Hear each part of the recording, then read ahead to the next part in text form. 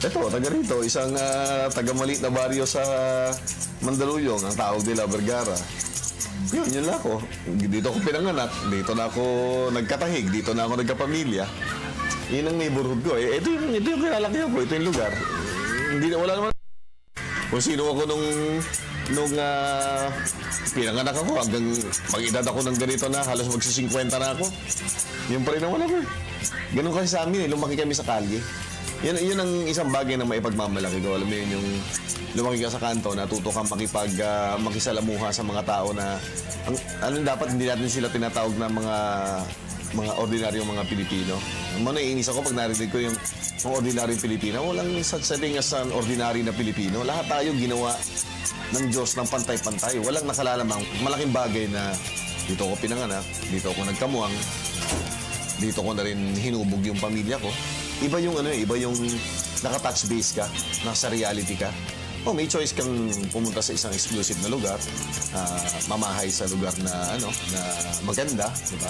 Walang traffic, walang ingay. Pero iba yung neighborhood na ganito, kinalakihan mo eh. Malungkot yung nasa condominium ka, high-rise. Oo, may gwardiya at lahat. Pero wala kang makita, pader lang makikita mo dito. Lumabas ka, kilala ka ng kahit na sino. Makakita sa tabi ng kalye, kilala mo. Kaibigan mo. Parang gano'n, malaking bagay yon sa craft na o sa trabaho na pinili ko bilang isang journalist. Kasi it's all about communicating. Yung pwede kang makisalamuha, hindi ka namimili ng tao na kausap mo. Dito ko natutunan lahat yan sa baryo namin. Ito ho yung aming munting bahay. And welcome doon sa aming humble abode. Pero ipagmamalaki kasi, sabi ko yung bahay naman, hindi na susukat yan sa O hindi yan hindi nahuhusgahan ng bahay sa itsura niya. Hinuhusgahan niya sa mga taong nakatira sa loob ng bahay. Yun ang mahalaga. Malaking bagay pinanganak ako sa pamilya na sports yung kinabubuhay.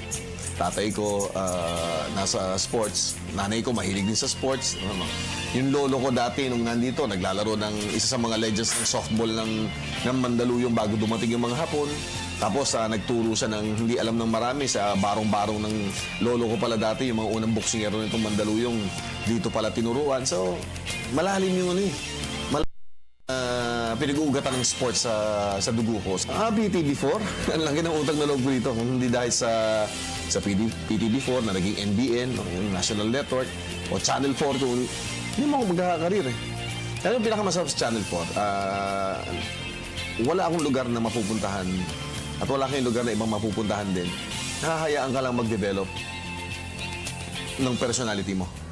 May mga set rules pero tuturuan ka niyang maging on your own. Mga tao na nananatili doon, nananatili silang hindi mo makaibigan, parang pamilya. Yung kahit hindi kayo nakikita ng matagal, pag nakita kayo ulit, parang kahapon lang, magkakasama kayo. Yun ang beauty ng network na ito. Nakita mo yung hirap ng trabaho nila, magtitibag sila ng semento na pagkalalim-lalim, buong araw nasa initan ka. Tapos ang trabaho mo, maghuhukay ka para maglatag ng cable network. Lapitan mo sila, bigyan mo sila ng importansya.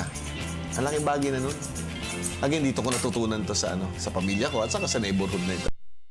Itong maliit na baryo sa tabi ng Ilog Pasig na ito. Masarap mamuhay sa isang community ganito. Pag titignan mo sa labas, sabihin, ba't ganyan ang tinitirahan mo? At bakit hindi ako titira dito? Dito ako pinanganak. Bakit daw para mga barong-barong lang? Bakit? Sa barong-barong ba walang nakatirang mga tao?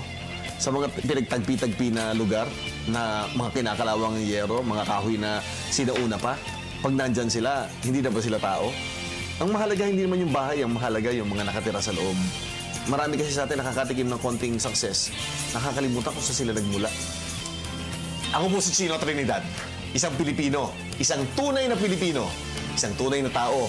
At ito, ang aking tunay na kwento.